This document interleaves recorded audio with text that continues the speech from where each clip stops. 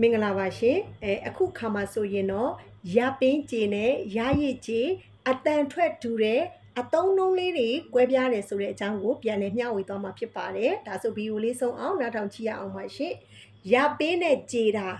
တဝေထိုးကကြည့်ရပင်းဆိုတဲ့ရပင်းနဲ့ကြေတာကကြတော့ကြေနပ်ခြင်းကုံစင်ခြင်းတခုခုကိုကစိတ်ကြေနပ်တယ်ကြေနပ်မှုရှိတယ်ဆိုရင်ရကျေနပ်မှုရှိတဲ့အရာမျိုးနောက်တစ်ခါ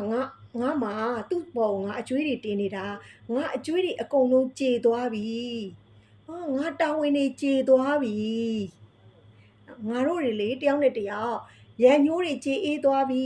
ငါရဲ့အမှုတွေကိုလည်းကျေအေးသည်ကျေအေးတယ်ငါရဲ့အမှုတွေကိုလည်းငါတို့အမှုတွေလည်းကျေအေးလိုက်တယ်အဲ့လိုမျိုးနေရာဒီမှာဆိုရင်ကျေနပ်တာကုံစင်တာပပျောက်တာအဲ့လိုမျိုးအရာတွေကိုရပင်းကျေးဆိုတဲ့အရာနဲ့သုံးပါတယ်။နောက်တဝေထိုးကကြည့်ရရည်ဆိုတဲ့ရရည်ကျေးမှာဆိုရင်ကျွေးမွားခြင်းအမုံဖြစ်ခြင်းနေရာတွေမှာသုံးတယ်။တခုခု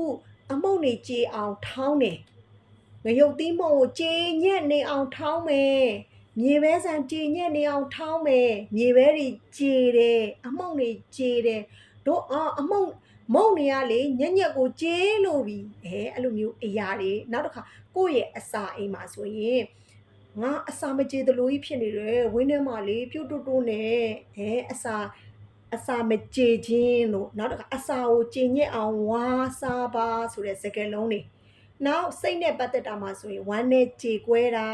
နှလုံးသားကြေကွဲတာအဲ့လိုမျိုးနောက်တစ်ခုသတင်းကြေညာတာမှာလည်းရရည်နဲ့ကြေရပါတယ်နော်ဒါကြောင့်